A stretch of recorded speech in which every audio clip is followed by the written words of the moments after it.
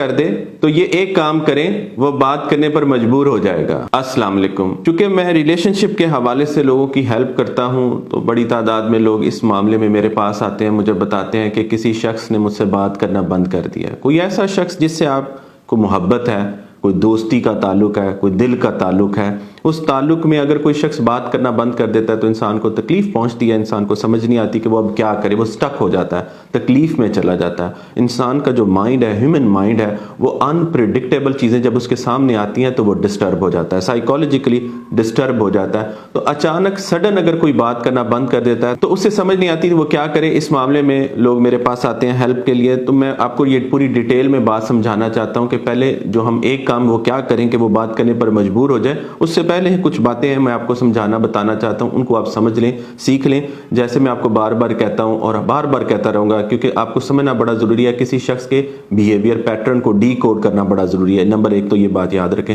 دوسری بات یہ ہے کہ اگر کوئی سڈن بات کرنا چھوڑتا ہے تو اس سچویشن کا انالیسس کریں، دیکھیں کیا وہ ناراض ہے یا مائنڈ گیم کھیل رہا ہے۔ یہ دونوں کو سمجھنا بڑا ضروری ہے۔ اگر کوئی آپ سے ناراض ہو گیا تو اسے منانا آپ کا فرض ہے، یہ بڑا ضروری ہے۔ بہت سارے لوگ ہیں خود ہی کسی کو ناراض کرتے ہیں اور خود ہی انا پال کر بیٹھ جاتے ہیں سیلف رسپیکٹ کے نام پر، تو یہ غلط ہے۔ اگر آپ نے کسی کو ناراض کیا تو اس کو منانا آپ پر فرض ہے، آپ ضرور اس کو منائیں۔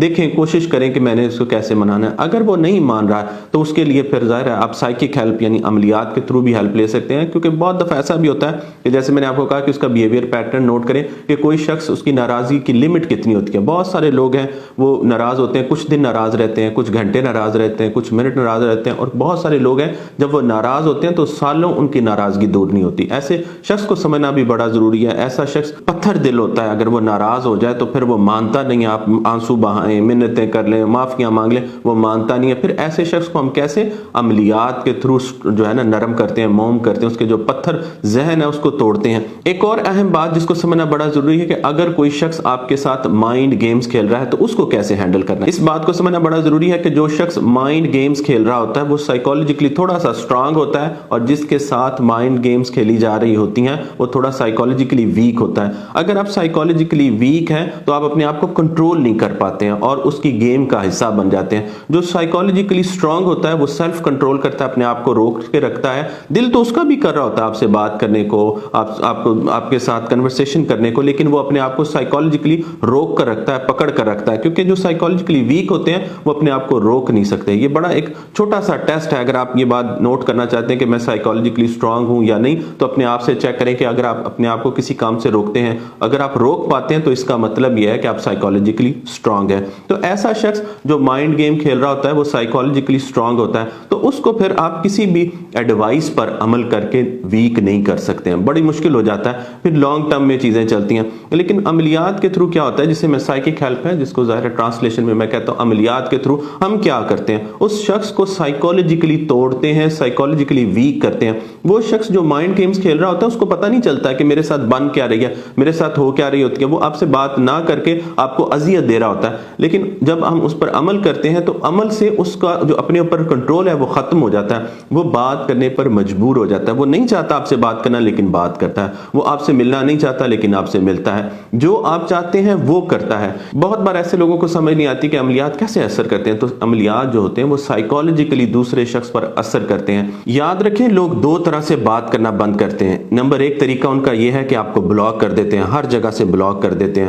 دوسرا طریقہ یہ ہوتا ہے کہ بلاک کیے بغیر آپ سے بات نہیں کرتے۔ یہ زیادہ پتھر دل انسان کی نشانی ہے۔ اگر کوئی شخص بلاک کر کے بھاگتا ہے اور بات نہیں کرتا تو اس بات کا مطلب یہ ہے کہ اس میں پھر بھی کہیں نہ کہیں کمزوری ہے۔ لیکن اگر کوئی شخص آپ کو بلاک نہیں کرتا اور آپ سے بات نہیں کرتا، یہ بہت بڑا پتھر دل ہوتا ہے، اس کو سمجھنا بھی بڑا ضروری ہوتا ہے۔ اگر کوئی شخص آپ سے بات نہیں کرا تو دیکھیں، اگر وہ ناراض ہے تو اس کو منا لیں، اگر وہ مائنڈ گیمز کھیل رہا ہے تو اس کے ساتھ مائنڈ گیمز کو سمجھیں اور اس کے ساتھ ویسی مائنڈ گیمز کھیلیں۔ اگر وہ بھی کام نہیں آتی ہیں تو پھر سائیکولوجیکلی نہیں، سائیکک وے میں اس کو آپ نے تباہ کرنا ہے، اس کو ویک کرنا ہے، کمزور کرنا ہے۔ وہ جو اپنے اوپر اس نے ضبط لگایا ہوا ہے، کنٹرول لگایا ہوا ہے، جو اپنے اوپر بند باندھا ہوا ہے، وہ اس کا بند ٹوٹ جائے اور وہ نہ چاہتے ہوئے بھی آپ کو کال کرے، نہ چاہتے ہوئے بھی آپ سے ملے۔ جو آپ چاہ رہے ہیں وہ کرنا تو نہیں چاہے گا لیکن وہ کرے گا۔ یہی بات ہے، اس کو سمجھنا بڑا ضروری ہے۔ جب تک آپ کو یہ بات سمجھ نہیں آئے گی آپ تڑپتے رہیں گے، رونا حل نہیں نہیں ہے. میں بار بار آپ کو یہ بات سمجھاتا ہوں, اللہ نے ہاتھ جو ہیں وہ آپ کو آنسو صاف کرنے کے لیے نہیں دیے ہیں.